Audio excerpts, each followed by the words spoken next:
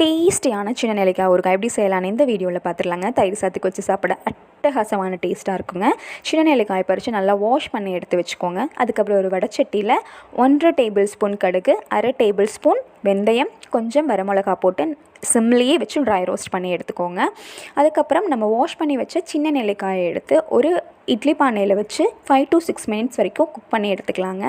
நம்ம தண்ணியில் போட்டு வேக வச்சும் எடுக்கலாம். அப்படி இல்லை அப்படின்னா இந்த மாதிரி இட்லி பானையில் போட்டு 5 to 6 மினிட்ஸ் வரைக்கும் வேக வச்சு எடுத்தோம் அப்படின்னா ஊறுகாய்க்கு தேவையான பதத்தில் வெந்து கிடச்சிருங்க.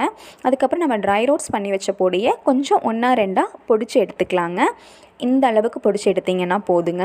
அதுக்கப்புறம் நம்ம வேக வச்ச சின்ன நெல்லிக்காய் எடுத்து அதை ஒரு தட்டில் மாற்றி வச்சிடலாங்க. நமக்கு ஊறுகாய்க்கு தேவையான பதத்தில் இது கிடச்சிரும். அதுக்கப்புறம் ஒரு வடைச்சட்டி வச்சுட்டு நல்ல தாராளமாக நல்லெண்ணெய் விட்டுக்கோங்க. நல்லெண்ணெய் தான் டேஸ்ட்டு சூப்பராக இருக்குங்க. அதுக்கப்புறம் 2 டேபிள் ஸ்பூன் கடுகு போட்டுக்கலாம். கடுகு பொரிஞ்சு வந்த உடனே கொஞ்சமாக வெந்தயம் போட்டுக்கோங்க. வெந்தயத்தை கருக விட்டுற வேணாம். ஜஸ்ட்டு கலர் மாறும்போதே அதுக்கு தேவையான காரத்துக்கு தேவையான மிளகா பொடி, கொஞ்சம் மஞ்சள் பொடி, கொஞ்சம் தாராளமாக பெருங்காய பொடியும் போட்டு நல்லா கலந்துக்கோங்க. இதெல்லாம் நல்லா கலந்ததுக்கப்புறமா நம்ம ஒரு தட்டில் மாற்றி வச்சு சின்ன நெல்லிக்காயை இதில் போட்டு மிக்ஸ் பண்ணிக்கலாம். இப்போ காரம் எல்லாமே சேர்ந்து வரும்போது நல்லா மிக்ஸ் பண்ணிக்கோங்க. எல்லா பக்கமும் காரம் சேர்ந்து வரணும். ஸோ அந்தளவுக்கு மிக்ஸ் பண்ணிக்கோங்க.